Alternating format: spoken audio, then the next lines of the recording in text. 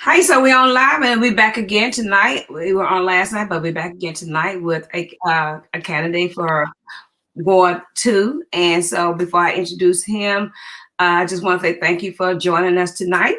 And so I used to come on and talk about COVID, but I'm not going to talk about it tonight because we all know that we need to do the three W's: wash our hands, wash our face, and wash our hands, watch our distance. And I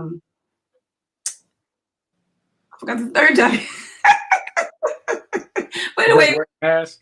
yeah, wear a mask. Yeah. Guys, Devin Jones tired tonight, but that's okay because I needed to do this tonight, so that he can come out and you guys need, if you're in Ward 2, you guys really need to listen to this young man and his plans, so that you can, if you hadn't voted yet, you can go to the polls and vote for him and push him. And if you know anybody else, you can push him to his name so he can get into the office. So before I introduce him, I just wanted, like I said, I wanted to thank you and let you know that that the race is going on. The polls open on Monday, and we are right now in early voting. And let me tell you who's running. You have your mayor, Roy West, Brigida Hernandez Smith, W.L. Pate, Robin Mouton, LaShawn Proctor. We have a large councilman at large. We have Albert A.J. Turner, Randy Felshaw, James Ella Jr., Eliza Barrow, Brian Nufo, Tahara Kawashi. And Ward 1, we have Taylor Neal. He is unopposed. Ward 2, we have Mike Guest, Miles Haynes, who we have on tonight, Alfred Dean. Ward 3, we have Audwin Samuel, Robert Walker. And Ward 4, we have Brandon Johnson, Kevin Reese, and Charles Durio. So if you go to the poll, and don't forget you have 16 propositions. Now, if you don't know anything about the proposition, I did come on Sunday night and try to explain it to you guys. So go to my page and look, scroll down and look for the proposition part of it, and you see my opinion of the propositions. And like I said, it's my opinion. I put a disclaimer up there to let you know that was my opinion, so you won't go back and say Deborah Jones said this. No, it's my opinion. So right now we have Miles Haynes. How you doing, Mr. Haynes? I'm doing good. I'm doing good.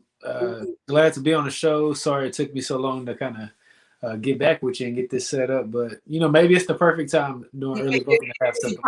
It's the perfect time, and by being perfect time, we're going to go ahead and do what we have to do, so that the people would know what's going on. I'm sorry. I'm sorry. The people know what's going on with you. Give us a little introduction about yourself, because I know there's a lot of people, want to know who is that? Who is Miles Haynes? So Miles Haynes, get ready to introduce himself. Yeah, definitely. I'm Miles Haynes. I came to Beaumont in 2007 for my undergrad, and I ended up staying. So that's kind of my journey to Beaumont. Completed my bachelor's and master's at Lamar University. Finished around 2013. So got my master's in public administration, which is a focus on government, budgeting, and everything that goes into city council, from a city manager standpoint all the way down and back to the resident. So this is something that I've had since 2013, and it's now 2021. So I've been studying this. This is something that I've been committed to. I've been also committed to our community. Started out in community involvement through the west side of Port Arthur. I've done youth programs where I wrote the program, and it was funded for $10,000 a year, and that was when I was a sophomore in college. And so, I worked with the Hope Center and the lady named Miss Tisha Olmstead, and we worked with Judge Gillum, and we did an intervention program. We worked inside the Carvatarius Lewis Manor, and so that was a huge component of me understanding certain communities and their issues. And so that was a huge part of my learning lesson, and a lot of relationships that I developed over the years. Did a lot of training in Austin during that time frame with the state of Texas. Disproportionality. We talked about. We had trainings where they did undoing racism. I mean, these were large trainings they did in communities with judges, police officers, firefighters. Like this was a community wide thing they did in Port Arthur for years. And so I was sitting through these trainings, not as a speaker, but just kind of like a fly on the wall. And so I have a wealth of relationships that people just don't know because maybe you hadn't known about me, or we may have been in the same circle. I was also a part of Leadership Beaumont, acted in a play with Beaumont community players, and I won an award, Best Ensemble Actor. So you got a little acting in me. That's pretty cool and fun. Yeah. My wife, I met in Beaumont in Ward 2 at Starbucks, actually. We have 2 kids. Started last week. We just got our second kid, so we got a Great. yeah, 9-pound, 14-ounce baby boy just came into the world, Daxton Anthony Haynes. So we're a young family. We're young leaders, and I think we're qualified. And sometimes your youth is a disqualifier, but I think in this case, it actually is the qualifier because the experience of the past has let us know that we just do not need that type of leadership moving forward. Right. Actually, we need leadership. We don't have that right now. We have more reactive actions being taken, and I want to be more proactive. And that's a little bit about me. I got a wealth of relationships. I've been a part of Rotaract president. I've been in our community. It just looks different, and so everybody has their strengths, and I think that these are mine. And I'm excited to be running for City Council Ward 2 and hopes to win this race and, get the vote. And I encourage people, if you're watching this or your first time hearing about me, please like, share this video because this is early voting and we need a higher turnout. And so we need more people to hear about the candidates like myself and other people out there to practice your constitutional right because we understand that the local voting process is important because it impacts our everyday life, but is the lowest voting turnout. Right. So you said you came to Beaumont in 2007, right? Yeah. Mm-hmm. So where were you originally? Houston. I'm originally from Houston. Okay. My wife is originally from Bridge City. Oh, okay. All right. Yeah, big city, small city. Right. So you guys must have met in college. Actually, we met after college. I was probably finishing my master's degree when I ended up meeting my wife. So I was running this young adult group. Actually, it was the only regional young adult group from the age frame of like 25 to 40. Young adults from different churches, and I was leading that. And through those relationships, we had mutual friends. I had been playing basketball with her brother for years and didn't even know it. So I think I made a good impression on him. And so he sent this approval in. I probably crossed him over and put some shots on his head. So you think? Hey, and I'm the most athletic. I'm the most athletic, best basketball player inside of, best tennis player, best everything inside of this local election. So if you like sports, that's gonna sway you. I'm your guy. All right. We and as far as running for any election, we need honest people. Yeah. We need honest people, and so I want the community to really hear you and hear your views and your plans, and so that they can see for themselves who Miles Haynes. And you don't know a person, especially when you get my age, we know how to look you up and down and see whether or not you. Yeah, you gotta check twice, check 3 times to make sure. Exactly. So why are you interested in this position? Well, like I said, I have my education and master's in public administration. I understand that our city is stagnant. I understand that our taxes are increasing, and our current council, Ward 2, is more reactive. I actually had a conversation with my opponent, Mike Getz, about the ward-specific data, something that I've been talking about, and he could not provide any answers because he doesn't have data. He's more reactive. It's more of a drama-filled type political scene. It's not efficient. It's not effective for our economy. And I challenged him on some points as we talked today while at Rogers Parks at the poll. He had no answers to these questions. He understands that I'm the most competent or articulate individual in this race. He understands that I've done my homework and I understand the tax rate, the sales tax, and I encourage him to look into these things because as a councilman, I think he should have provided me those answers. he didn't have those answers. Mm-hmm. So why is like, why not? Because we see a gap in leadership. We see a drama-filled council, and our economy is hurting. We're making our way out of a pandemic. We Right. don't even have a survey to tell us what businesses did the best during the pandemic, what businesses left our local economy because of the pandemic. Like, so we can present that information back to the citizens to let them know so that we can build a better Beaumont. We Right. need our local businesses to be revived. We need to support them more. And right now we don't have that. My opponent talked about we pay some money to the chamber, and I challenged him. I said, almost that $90,000 that you pay to the chamber, do you think that's supposed to be economic development, sustainability data to move us forward? He said, oh, maybe we need to look at, no, it's like you've been there 10 years. You've been there 10 years and now you giving me a maybe answer? Sir, we're not on the same playing field because you haven't done your research. And the local economy is you and I, small businesses that are trying to grow this area. And they're hurting because we're not building a better alliance and partnerships to Right. support these businesses. Right. Right. So I see now you've done your you look at the demographics of the area, and so you know what's going on.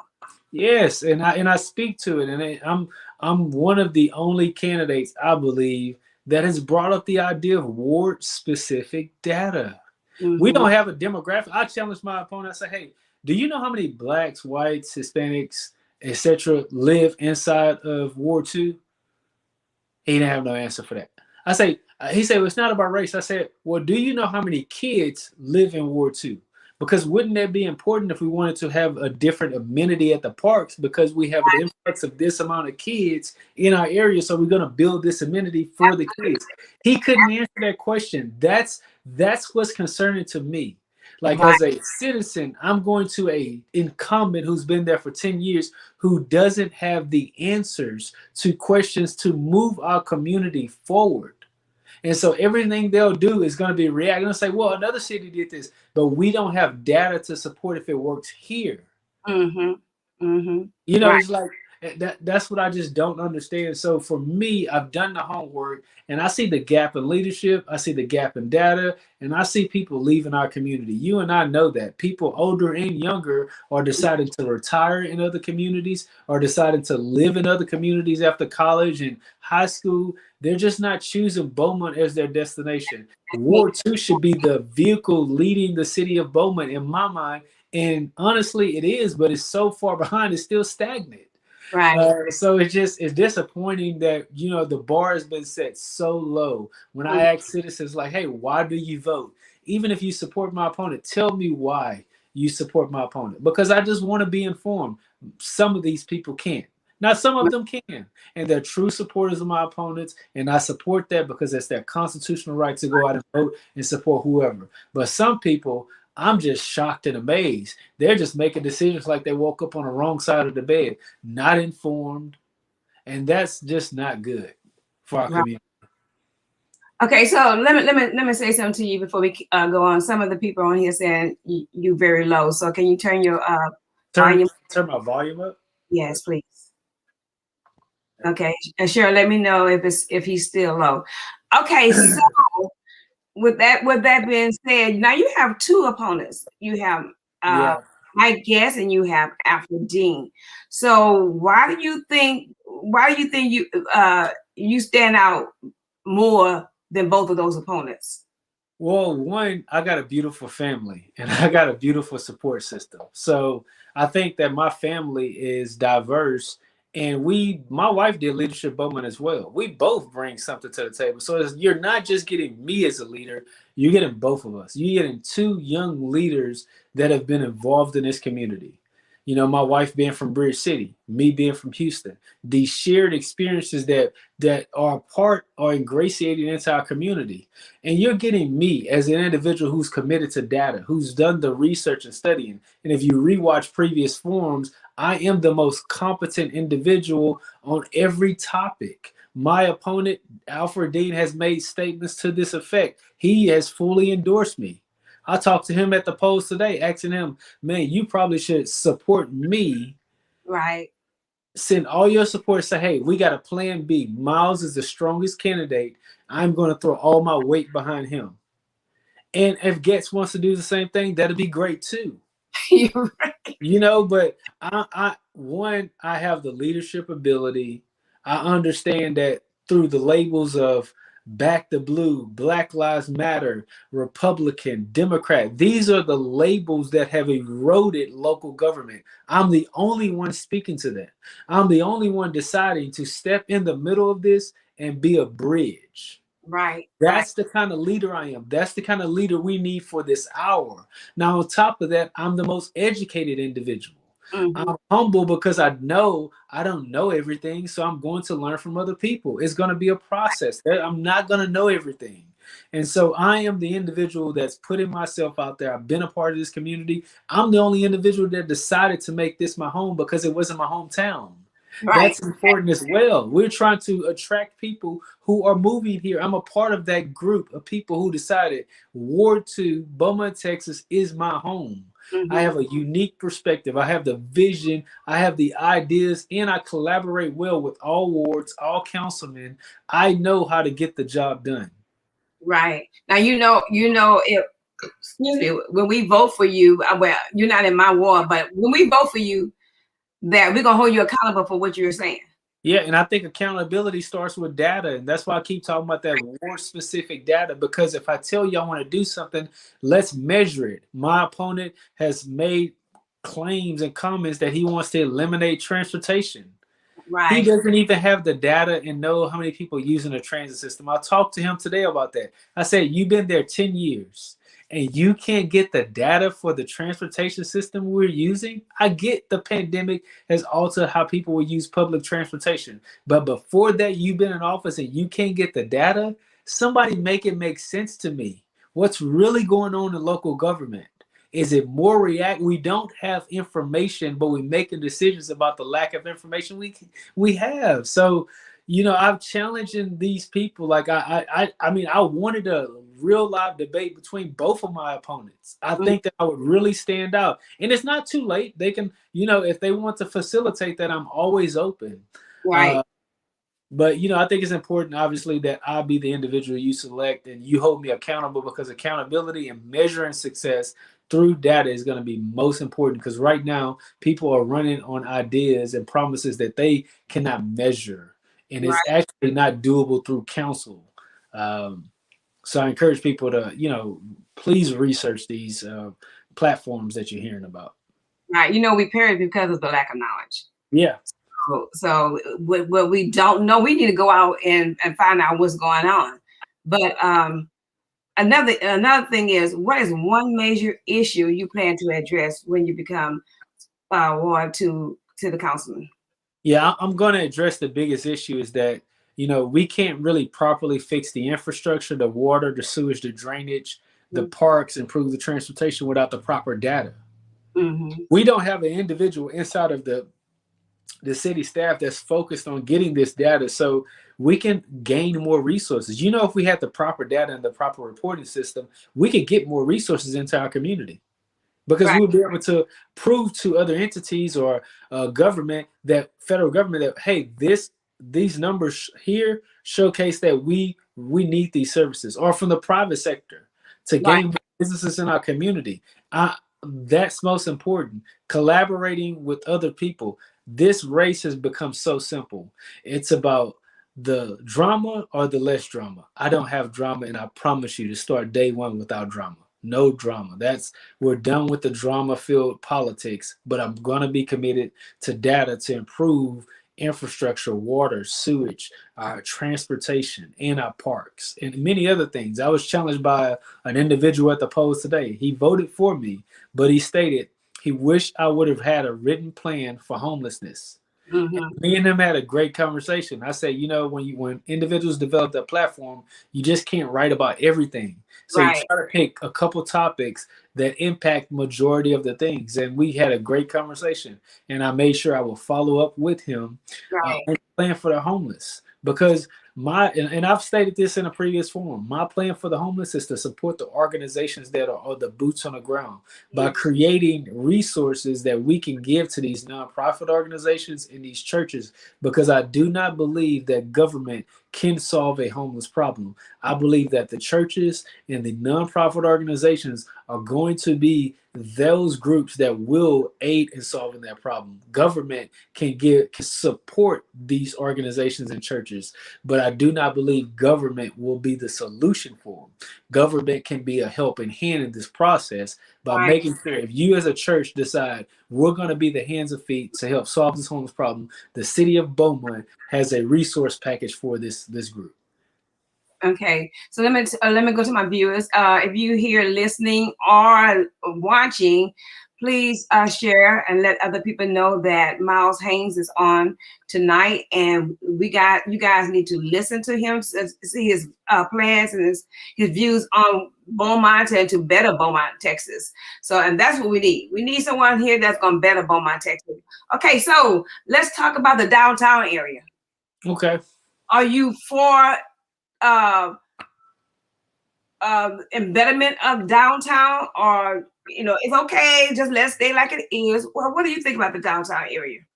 Well, I think downtown has to have foot traffic in order to grow and thrive, and then you could bring ancillary things out there where people would, maybe a store, restaurants, and those things feed off of foot traffic or consistency down there.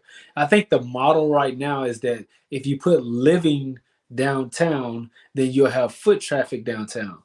I don't necessarily agree with that model. To me, that's reactive. I have suggested in a previous forum, which is documented, and I was the only individual to state this. We have great colleges at Lamar University, like the engineering and nursing, right?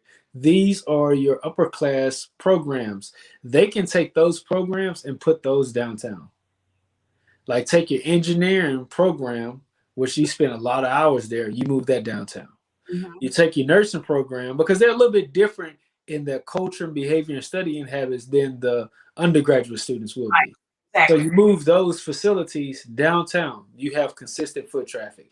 These are going to be individuals going right into a professional career, hopefully, with their certifications and stuff like that. So that would be in alignment with getting more foot traffic. It doesn't take away from our community. It actually expands our community.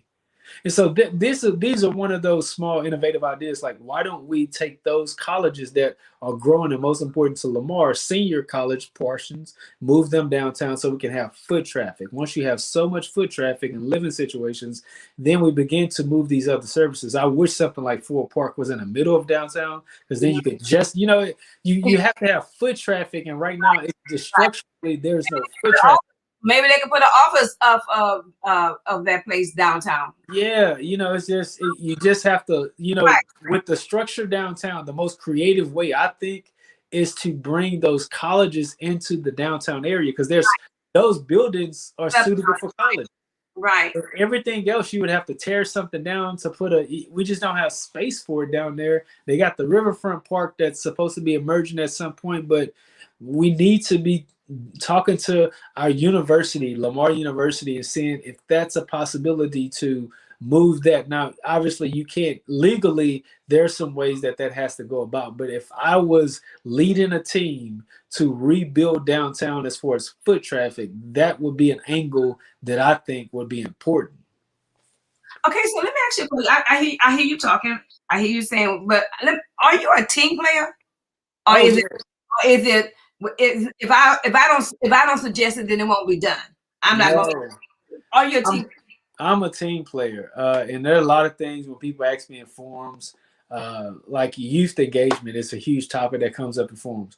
I don't try to steal people's ideas. I think AJ Turner, has some of the better ideas when it comes to the youth engagement and his experience. I partner with people who have those ideas. Mm-hmm. I don't take away and try to make it my idea. I have things that I'm focused on. I'm focused on ward-specific data, and I want to use that data so we can get resources to people in need in our community. So city council is a team game, and Mike Getz, my opponent, is not good at that. He lacks interpersonal skills and an ability to work within a team. And I have that skill set. That's important. I got Right. my undergrad in social work, so I understand the social services side of things and how we need to get things to the citizens. But team player, that's automatic. You shouldn't run for city council if you're not a team player.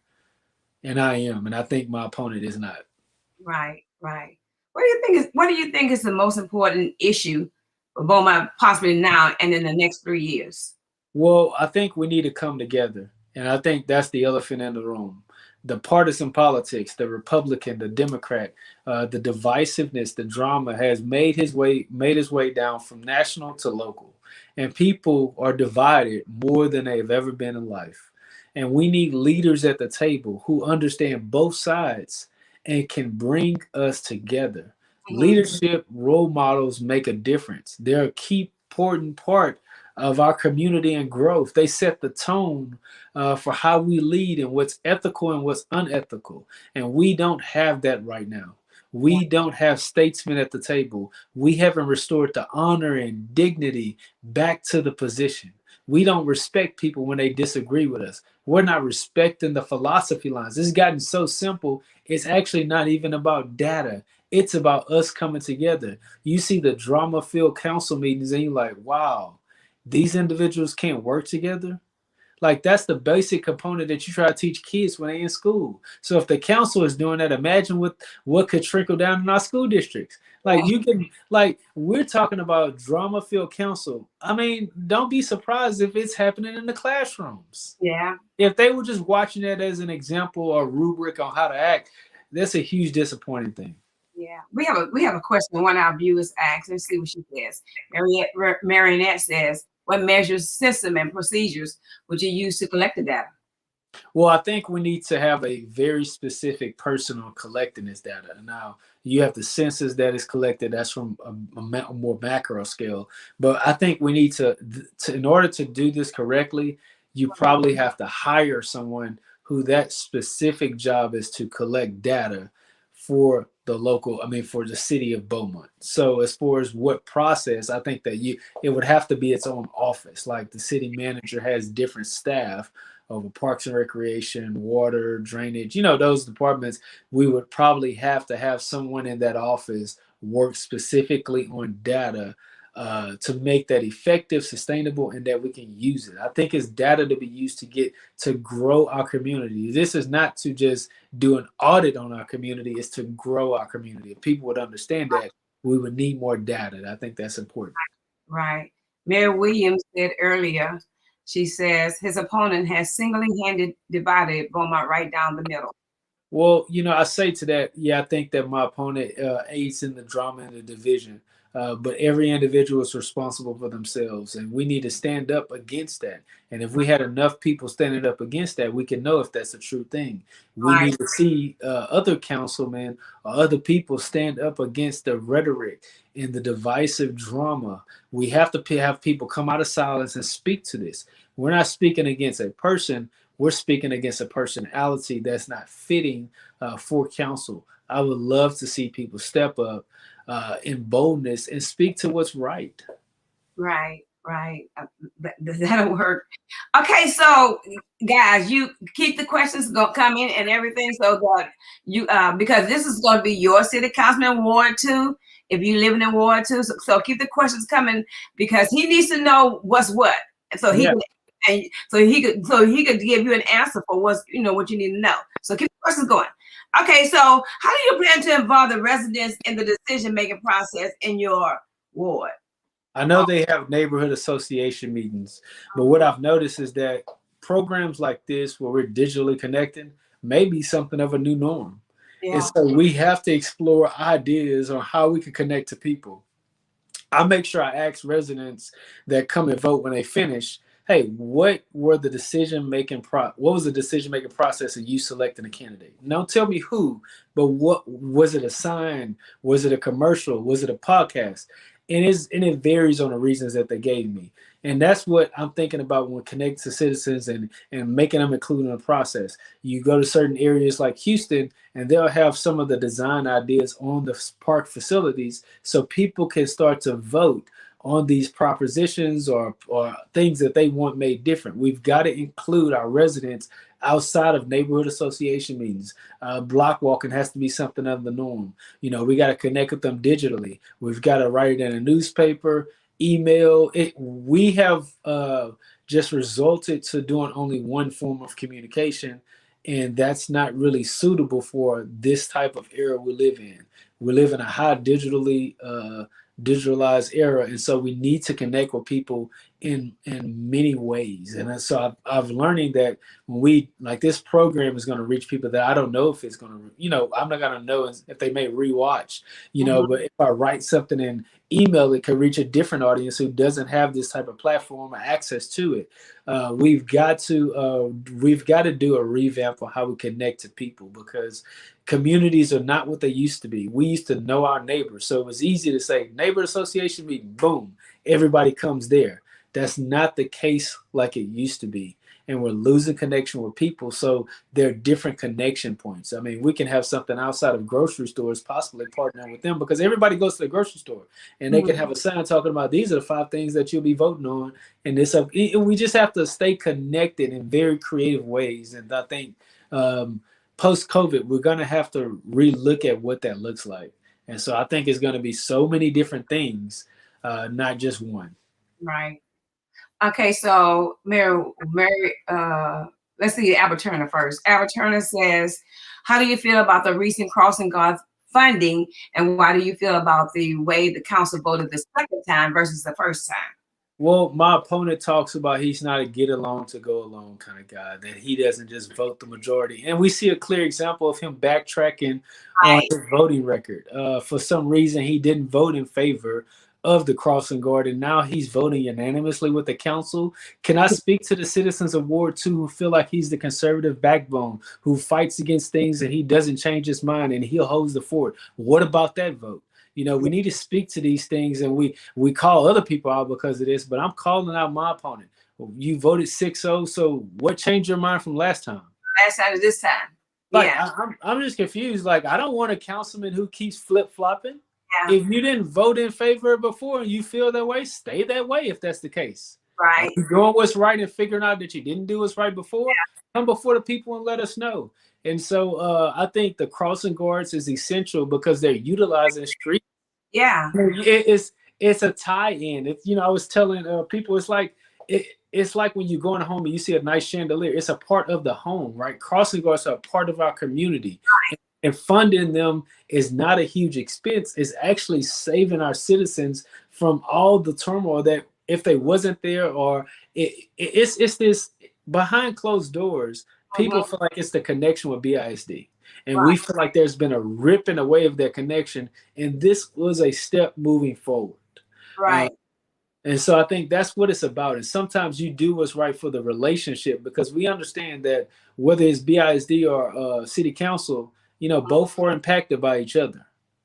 So I support it, but I'm just confused on that get along to go along kind of. Yeah, I've heard when you see something, say something, and I'm saying something. I seen that you didn't vote in favor of the crossing guard, and now I'm saying what happened now. You're voting unanimously, you're changing your stance, are you pandering for votes?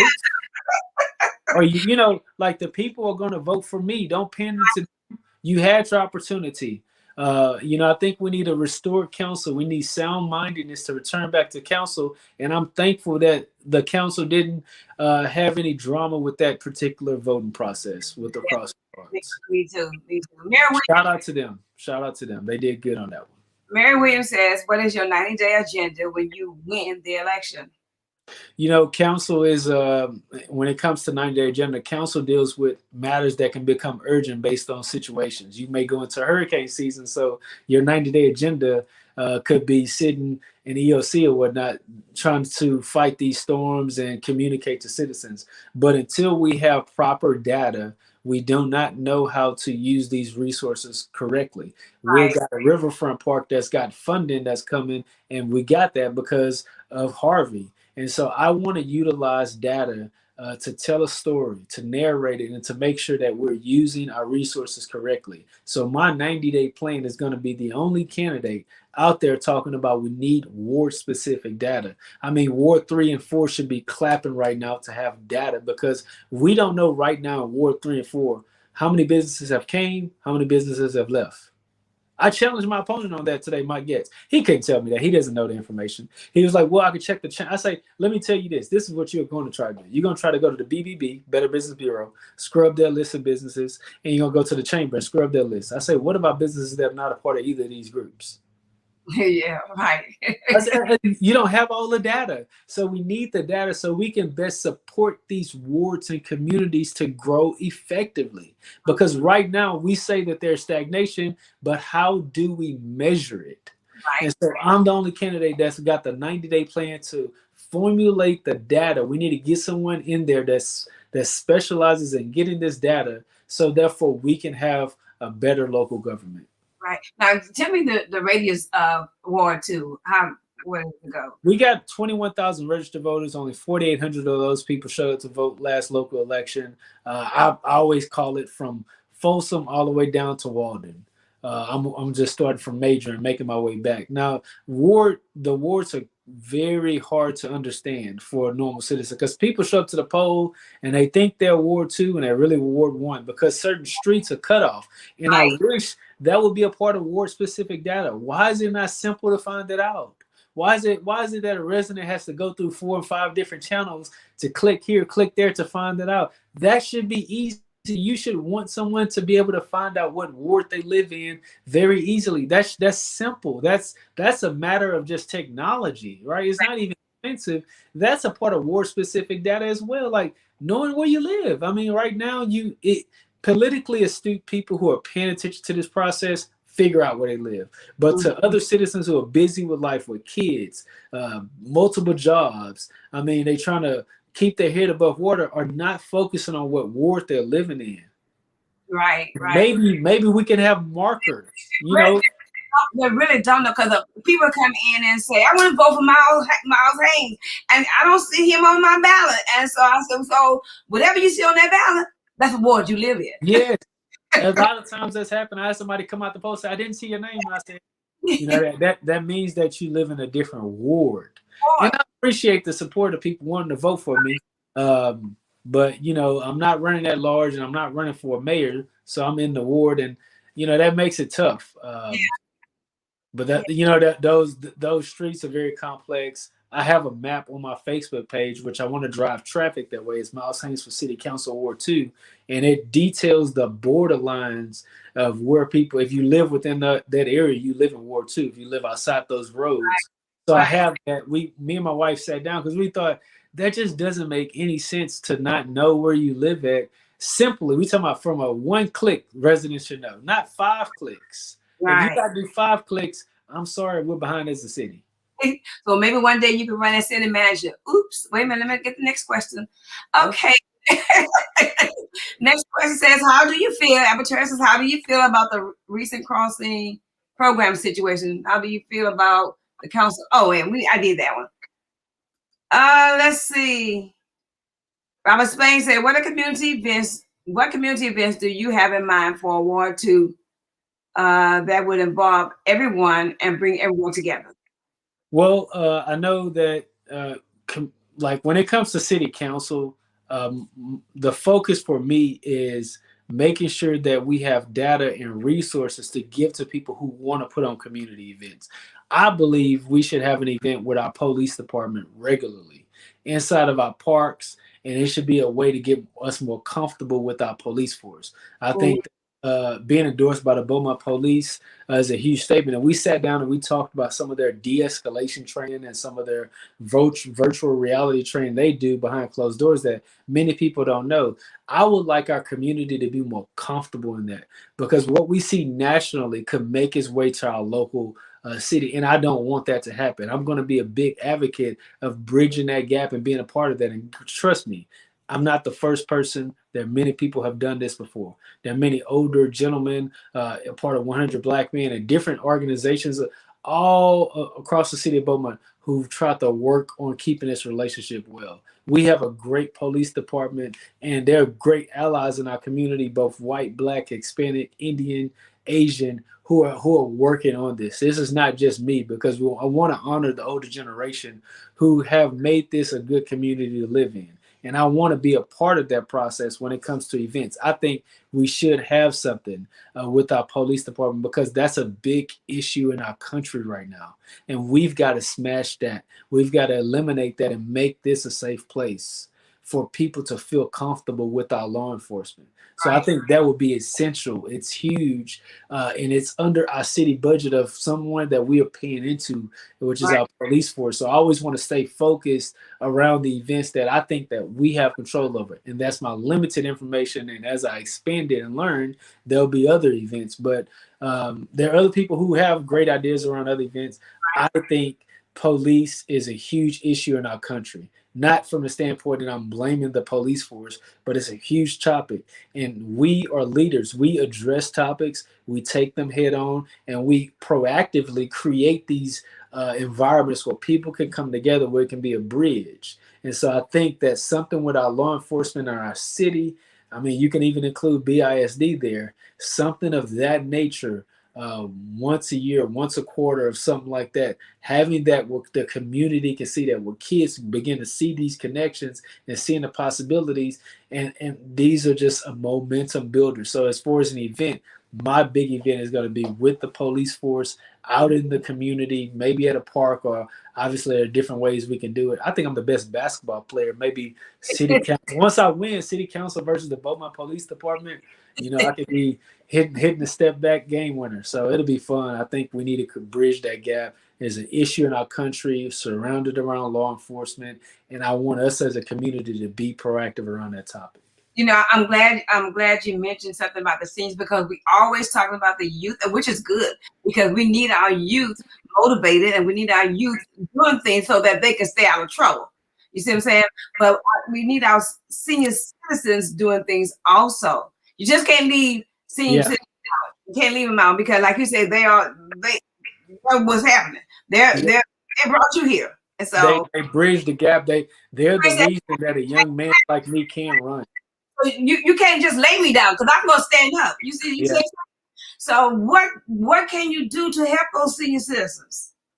Could you restate that again? I'm sorry, I missed the first part of it.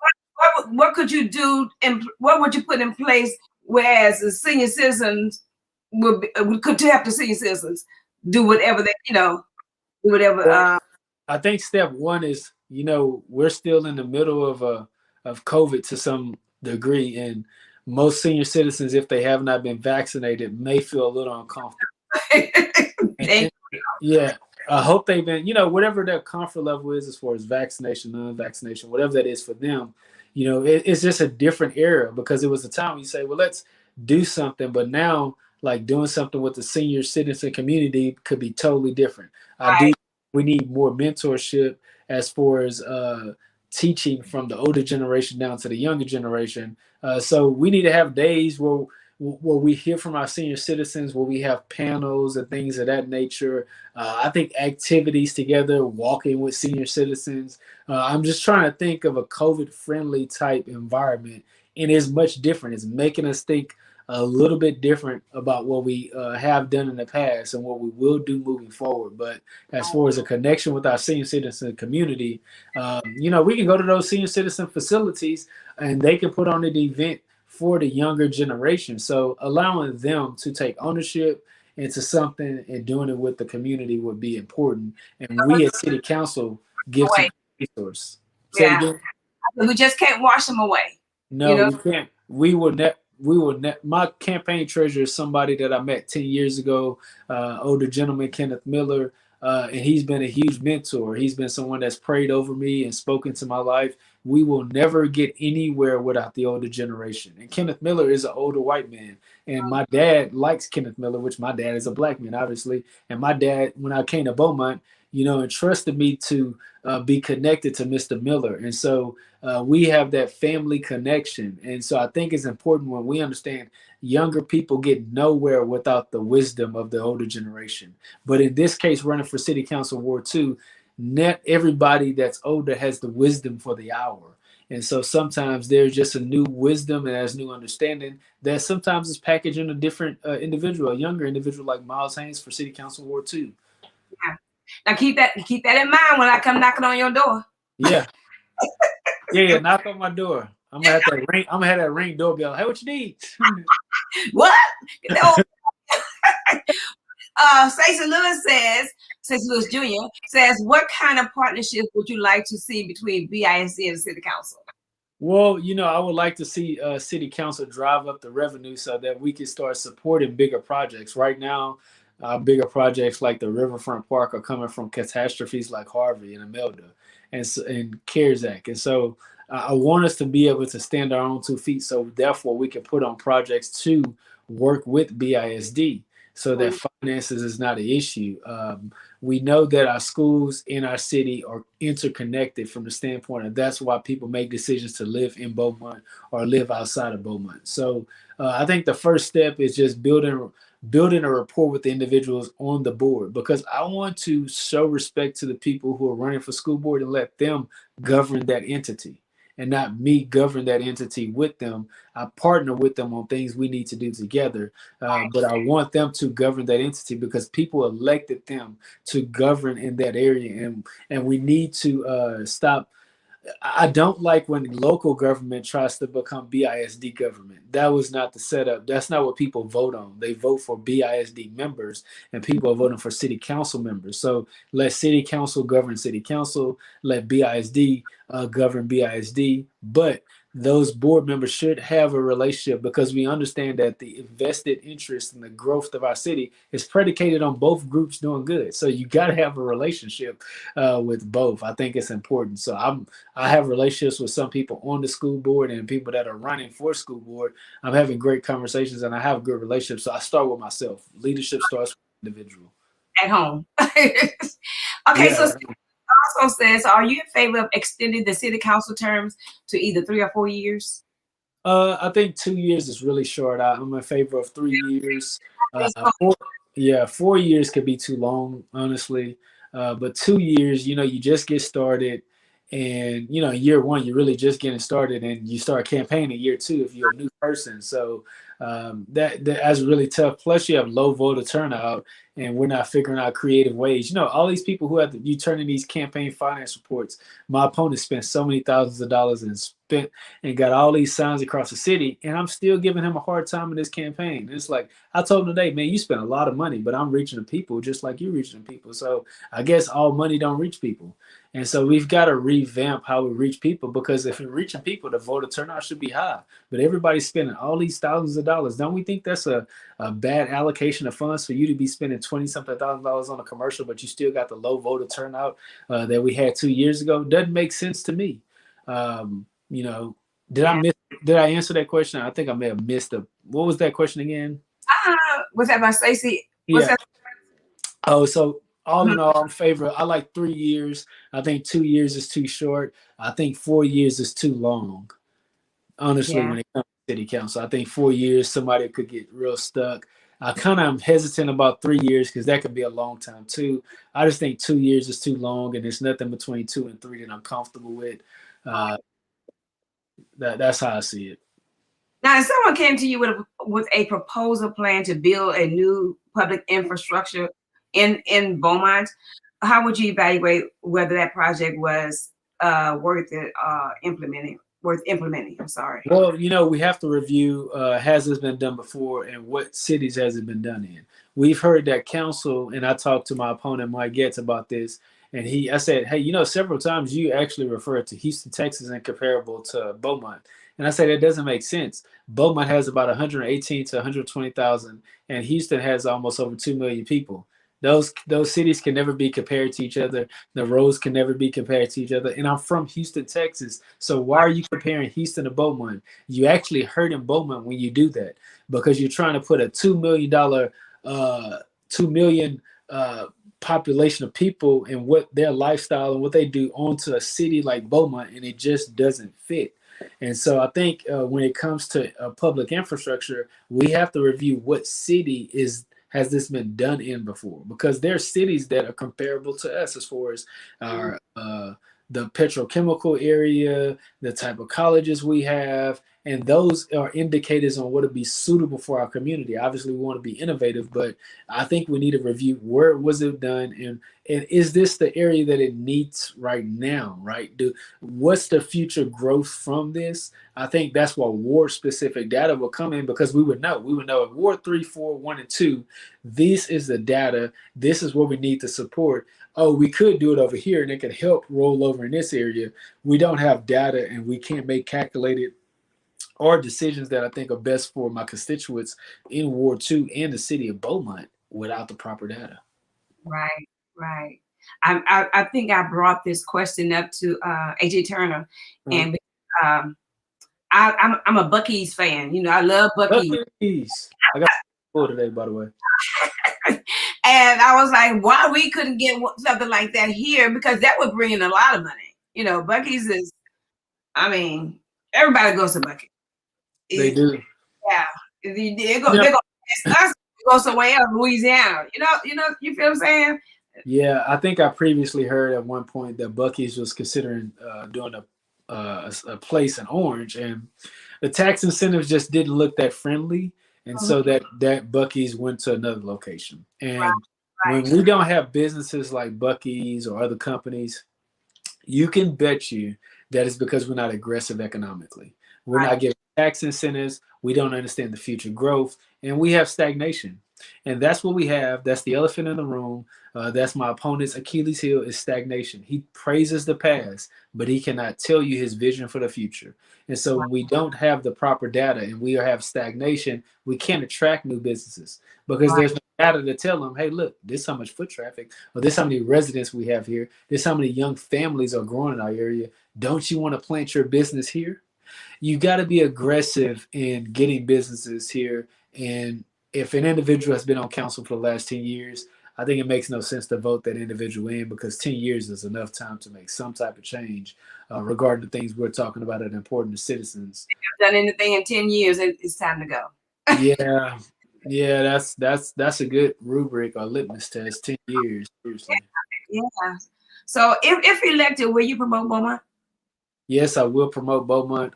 My family and I will promote Beaumont. I think, we have a little baby boy, and we're going to have him in Beaumont shirts. We're going to travel to different cities to see what has worked. I'm going to be attending conferences to understand what's the research and what are we doing in a post-pandemic society to grow and improve cities.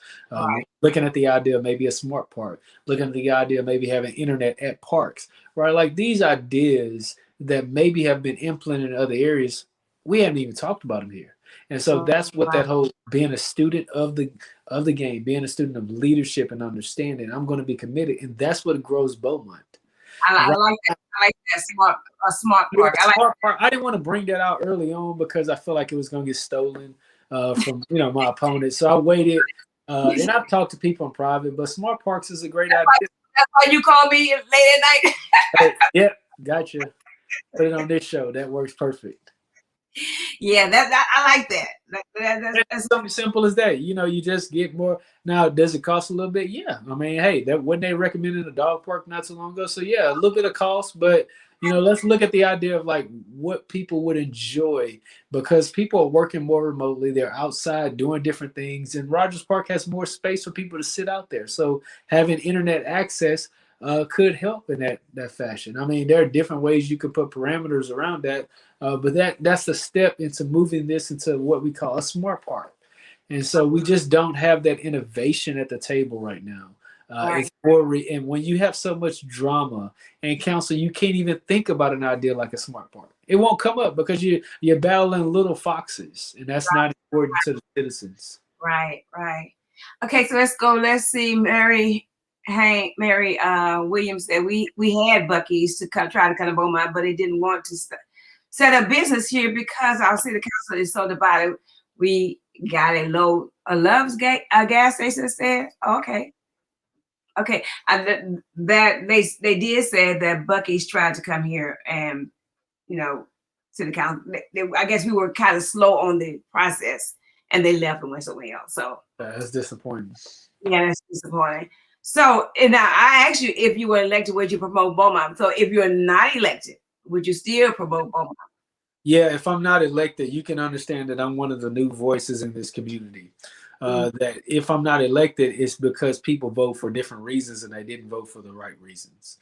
If I'm not elected, I'm going to be committed to this community and learning how to assert myself in a way to help grow the community, but hold leaders accountable through data.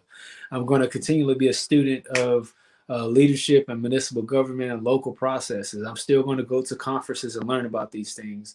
You'll see me show up at city council meetings and give whoever's in that Ward 2 seat the proper information because maybe they won't be researched. Who knows? You will see me, my family and I will not be leaving the area. We're excited about this area, and we have a great support system. We have family that's here to supporting us. We have great friends, and when you have that in a community like Beaumont, it's really hard to leave.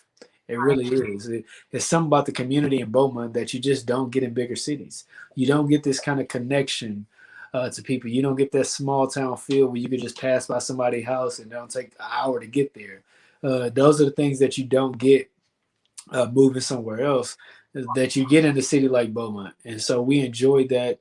We enjoy Ward 2. We want to see the growth and development of Ward 2. And you're going to see my face, you're going to hear my name. I'm going to be reaching out to many groups, both Republican and Democrat, because we have a partisan issue in our area. We have a lack of growth on both sides, and if people were honest, they would be real and say the Republican group is not as growing like they would like to, or the Democratic group, because people have felt like politics has become too divisive. I'm going to speak the truth and say that people are faded away from both sides and they're going more independent. They're becoming more moderate. They want the community to be safer. They want to restore peace back in our community. And you can bet that I'm going to be speaking to these things because that's what real leadership is. It's not a position. It's not a title. I'm going to be the same individual without the city council title. And I just want to thank people for coming to show out with the support. You giving me this opportunity and a platform. But you can bet I'm still going to be here and be around. Right. Now, Marinette Williams said, will you work on supporting the other wards to help truly make Beaumont better for all citizens? Now, I like that. Yeah, well, I'm the only individual talking about ward specific data, which helps out Ward 3 and 4 if that's what you're addressing, or even Ward 1. And we need that. Even transportation helps Ward 1, 3, and 4 in Ward 2 because people right now, I even talked to my opponent about this today. Does he have the data for transportation? Answer no, he doesn't have the data. I say, hey, what about those old people on Major if they wanted to catch the bus and go somewhere? They got to cross the street to catch the bus. That's dangerous going across Major. What if they're to get hit? See, if that happened more times, then you would see council address this matter. That would be reactive. And Right. so you have war specific data, you understand how to properly, efficiently place transportation that helps out all wards. I Mhm. have a vehicle. So if transportation was to be cut, I would have a way to get around. But there are people that don't have vehicles. They don't have a smartphone to do ride share. They Mhm. won't be able to get around. That's for everybody. And I wish people would understand the sentiment in the importance of my platform. It is for the entire city. It Right. is for Ward 2.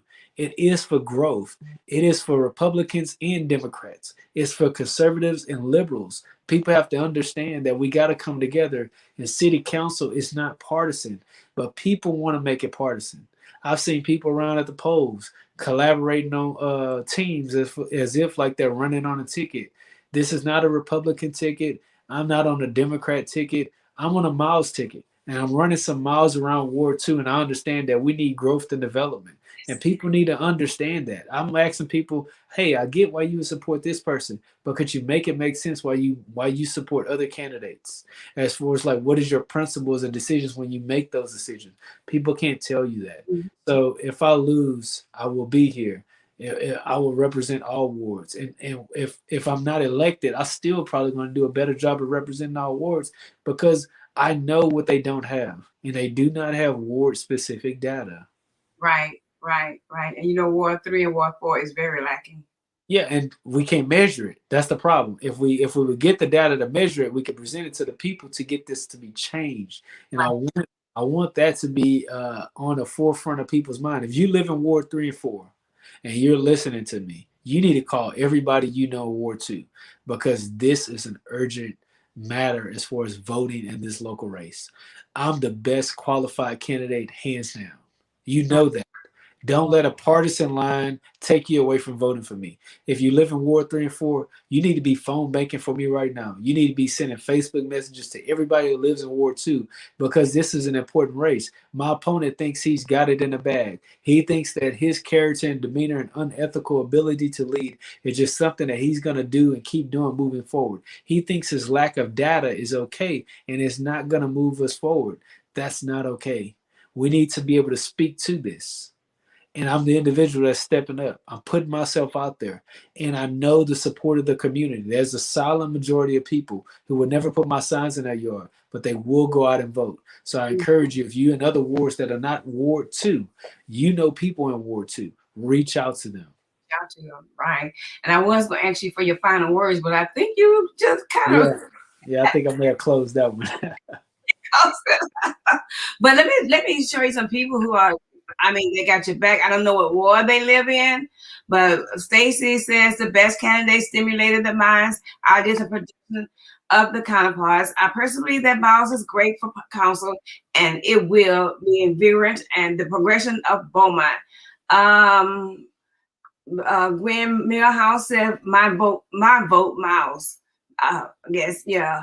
And it's a lot of people said Miles for city councilman. So one person said, Cheryl LeBlanc said, I agree with Miles on 3-year terms. Yeah, so they're out here saying, great idea. And everything makes sense. Intelligent young man. So people look like they have their back for you.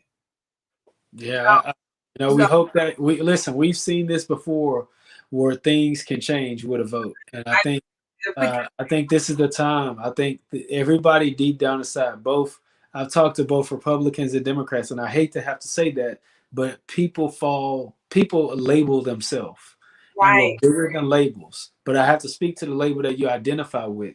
Both Democrats and Republicans alike, independents, have spoken to me and said they're just tired of the drama. Right. We know what the common denominator. Everybody's tired of drama, but I'm thinking, are they too scared to not to keep that drama in there? What's going on? I don't know. This is what I tell them. Listen, nobody knows who you vote for inside the poll. We just know you vote. That's it. Vote for me. If you're scared to the poll and you don't want to shake my hand when you walk up, I get it. Hey, just go in there and go vote, and you go home. You'll be safe. It'll be okay. The numbers will show. But, get out there and vote. That's the biggest thing. Get out there and vote. Nobody knows who you voted for. I seen somebody pull up with a Mike Get sign on their car today on both sides, like the magnet. And I got to talking to this individual, and that individual told me, hey, I have children that are voting for you. Mm-hmm. They almost changed my mind. I may still vote for your opponent, but I want to say I respect you. And I've heard nothing but great things about you. And I say thank you for exercising your constitutional right to vote. I hope that you go in there and vote for me. But if you don't, you voted. And the fact that your home is now split to vote for the right thing, me, the individual, that's important for me to hear. And it's important for people listening to hear. There's people out there that you think are sold out another way. No, just call them, text them, reach out to them. I am the best candidate, hands down. You don't have to hype me up. I mean, seriously, I am the best candidate. Right. Now, I know it's time for us to go, but I'm going to take one more question because we hadn't heard from this person. What do you think can increase the voting numbers, and why do the people not vote? Well, local politics is something that's not a fancy subject. It's not something you think about every day. Typically, people vote when there's a big issue. So if there was a street busted up and water was gushing everywhere and city council didn't handle that matter effectively, people would be more aware of it. They're more aware of issues than they're aware of solutions sometimes. So I think issues usually drive people to the poll, unfortunately. I wish that the voter turnout would be higher. But what I thought about the other day was, if you look at the finance report of every individual and what we spend our money on, these meet and greets, these fundraisers, these signs, billboards, commercials, we think in our mind that we're reaching people. And if you collect all the money that every candidate spent as far as the financial report, and you said these people spent over this amount of money and they reach this little people, we would call that low return on investment. So I would challenge candidates to re-strategize how we reach people because we're part of that problem. So one part is on the candidate. I am giving donations to my campaign to reach people, and I reached them, and I didn't compel them to come vote. That's on me. Part of it, obviously, is on the individual to turn out to vote. There's voter apathy. People are burnt out. They think government and politics is fake. They think we're out to get them.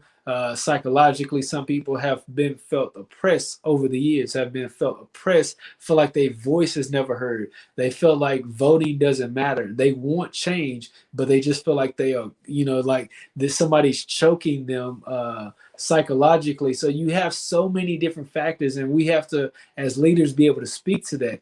We need the voter turnout to be high because we need a new voice to be heard in this hour. Right. I'm like Mary. Mary said, take 7 people with you to vote so that we can push Miles Haynes in there. So, Miles, it has been a pleasure talking to you tonight. I know I don't want to keep you because I will keep you to 8 o'clock.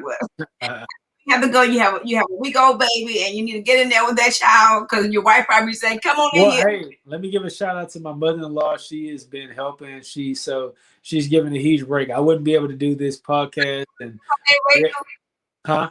Is her name Rachel? My wife's name is Rachel Haynes. Okay. My mother-in-law is Sherry Davis. She's been a huge help. I wouldn't be able to do this with the time freedom to be on podcasts like this, be at the polls, trying to reach people if I didn't have that kind of support. So that's huge for me to be on this podcast for this long because she's helping with my wife with the newborn. We have an almost 2-year-old and Evelyn. So, it's exciting, but the support is needed. You can't, that's one humbling thing I've learned about running for office. You're bought out to the people because the people have to support you to win. I think that's important. Say it again. Will the people be able to reach you if they need be? Yeah, you can reach me. I can give you my cell phone number. You can reach me on Facebook, click a message, send me a message, and call me. My number is 832-763-0440. Shoot me a text, call me, whatever you need. Facebook message is a quick way. I think everybody has Facebook. But if you don't, email votemileshaynes@gmail.com. My contact information, if my wife is watching, she'll put that in the comment section. Right. People to have. We have a YouTube page where you can go listen to my ideas. But the best candidate, the best choice, the one that's running miles ahead and miles apart from the drama of local politics is me. Don't use that name. Well, I appreciate you coming on tonight. Look, I'm gonna tell you this from the bottom of my heart. If you ever need me, need to come on a podcast or whatever, I'm here for you. Yeah. You call it 10 o'clock at night. You call it 11 o'clock at night. Yeah, I was trying to follow up, and it's just like, man, I need it. I made it. I thought about it this week. I said I need to make a huge push on everybody's podcast and platform to get on these shows and let people know I'm here. I'm present. I'm running for Ward 2 because sometimes candidates stop. They stop when voting starts, and I want to start again, and I want to put the narrative out there so people could reach me. And understand that I am the best individual for this position. Right.